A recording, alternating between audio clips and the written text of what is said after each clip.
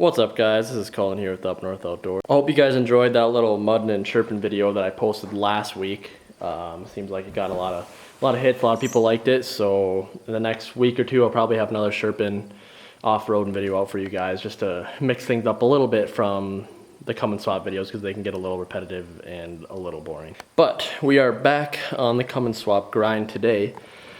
In this video, we're going to be cleaning up my motor because it's disgusting. Clean up the motor, clean up the transmission, and painting it. But before I show you guys that, make sure you guys check out my merch page.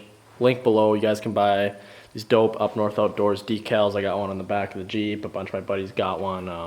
They're pretty dope, and it helps support the channel, so that'd be awesome if you guys would like to pick one of those up. And the hats are sold out though. You guys sold me out of the hats, which is awesome. Thank you guys. More clothing will be coming eventually when I get more money. So, the motor. So the first thing, well, I'm recording this after I did all this stuff because I realized this video is going to be like 30 minutes long with all the in-between talking and crap I did. So I'm just going to be kind of narrating what I did to clean this thing up. So I'm going to give you guys a little peek-see here of what the motor looks like all cleaned up, and it's also going to be a kind of a big spoiler of the next video as well because I'm a couple videos recorded ahead. But anyway, here it is all cleaned up. There we go, all cleaned up and all painted up. This is that greasy nasty 12 valve that we picked up, well, a few months ago now in the spring. All cleaned and painted. Didn't paint the transmission because that's aluminum anyway, but I power washed it and cleaned it all up. And it's all bolted together with the transmission. It's in the chassis. But that is going to be the video after this one. But yeah, so I'm just going to kind of bring you guys step by step through how I cleaned up this motor and painted it and made it look like this. Remember guys, this thing's got like 190,000 miles on it. Which, I mean, obviously it's not amazing job. I didn't pull it down to the block and powder coat it. I mean, obviously there's a lot of guys that have a lot better looking motors than this. But if you guys remember what this thing looked like, it looks 10 times better than what it looked like before. Alright guys, so the very first thing I did to clean up this motor was I absolutely soaked the motor and the transmission, but mostly the motor, in engine degreaser. This is the stuff I'm using. It's just engine degrease from Fleet, so nothing super fancy, but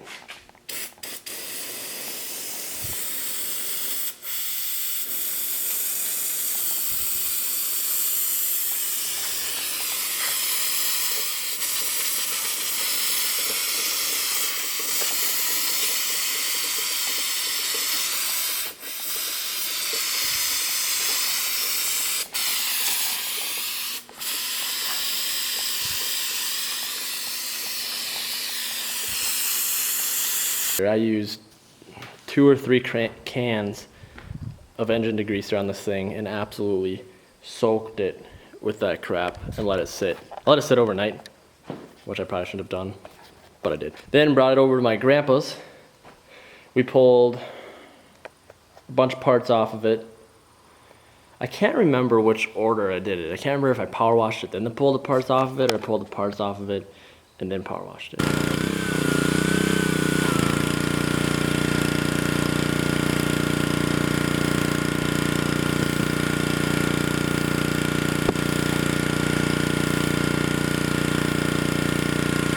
But before you power wash it, definitely make sure, before you're doing any of this, make sure you tape off your turbo intake, tape off the exhaust, basically tape off any holes that could like lead into the engine where you don't want to have water before you start spraying this thing with crap. Alright guys, I can't remember quite where I left off, but I'm pretty sure I left off at bringing the motor into the garage here. It's like a day later now.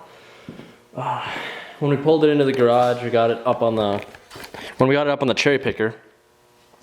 I think that's where I left off. I was bringing the cherry picker over here.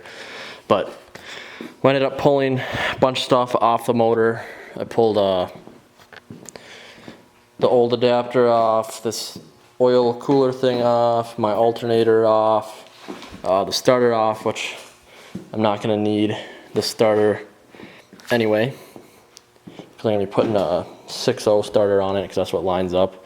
Got my adapter plate laid out here and everything, but took my belt off, took the old motor mounts off. I'm not going to be using them anyway, and basically just took everything off. That's fairly easy to take off to be able to get at this thing more, to clean it up and paint it. So now what I'm going to be doing, also need to take this fan off. We didn't have a wrench big enough to do it, but I just grabbed a huge crescent wrench from the shop so we can get this fan off hopefully. And I just picked up a bunch of carb cleaner, because this carb cleaner, we used some on it yesterday, and the carb cleaner actually took this gunk and stuff off of this better than like brake clean and the degreaser did. So grab some carb cleaner, I'm gonna spray that. I got a wire brush and a scraper, and I'm basically just gonna try to get all the grease off that I wasn't able to get off power washing it, and get it cleaned up basically as nice as possible. And then we're gonna paint it up. Yeah, then I power washed it, brought it back into the garage with the tractor. I think this is the order I did this in. And then, if we didn't already pull the parts off, we pulled off the parts then, I can't remember which. But then after I power washed it, we sprayed it with even more degreaser, scraped even more crap and gunk off of it. And actually, I might have sprayed it with degreaser, then power washed it, then brought it in, scraped it, and got gunk off it. Anyway, we got a bunch more gunk off. I got it as clean as absolutely possible. And then we started paint. Motor is degreased as best as we can. It's time for paint.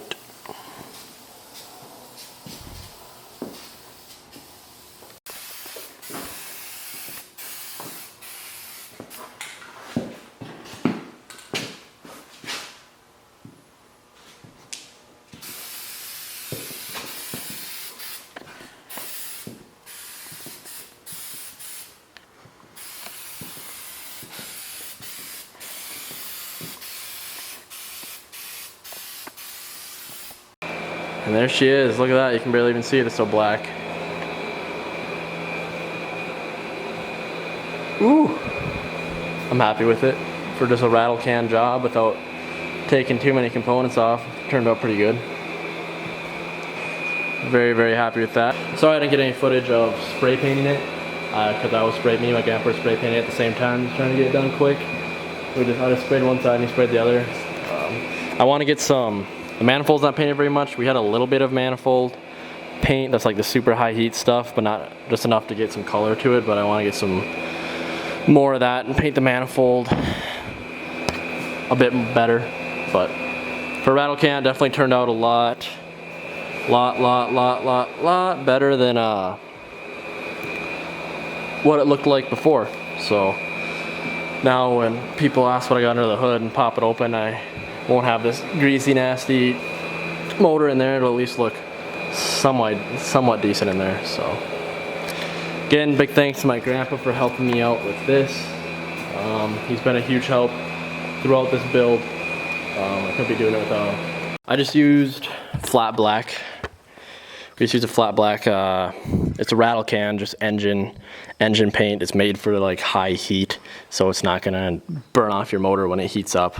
We just use that rattle can, nothing super fancy, and basically just sprayed absolutely everywhere. Remember to paint or tape off everything that you don't want to get painted. That's really important.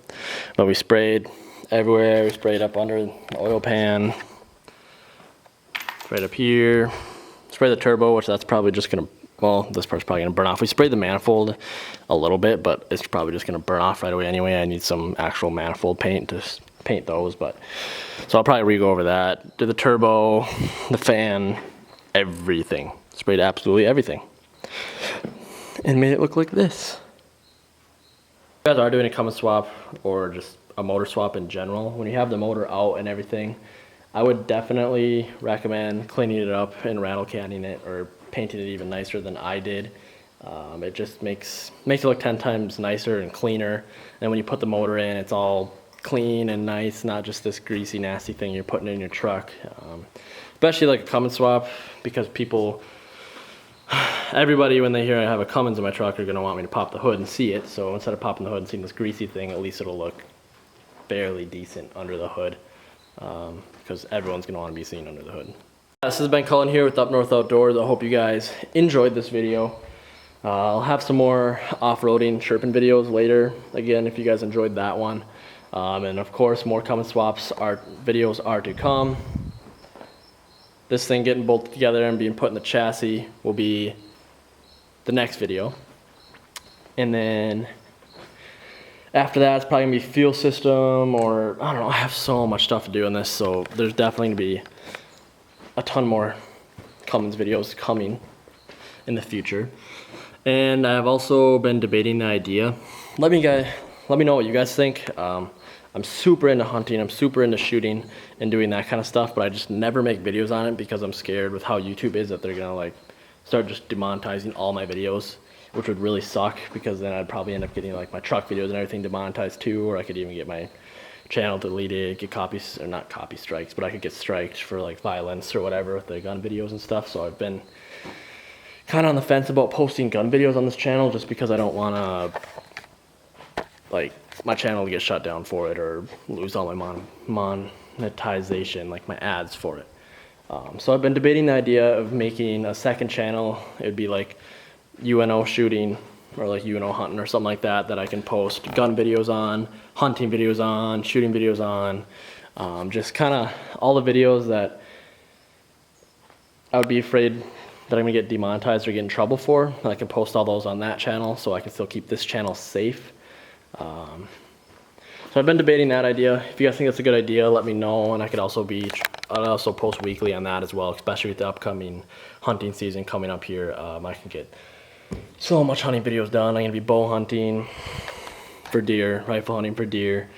Early goose is coming up here in a month, so I'm gonna be early goose hunting. Then the regular waterfowl season opens, so I'm gonna be duck hunting, goose hunting, probably making a trip or two to North Dakota, goose hunting and duck hunting there.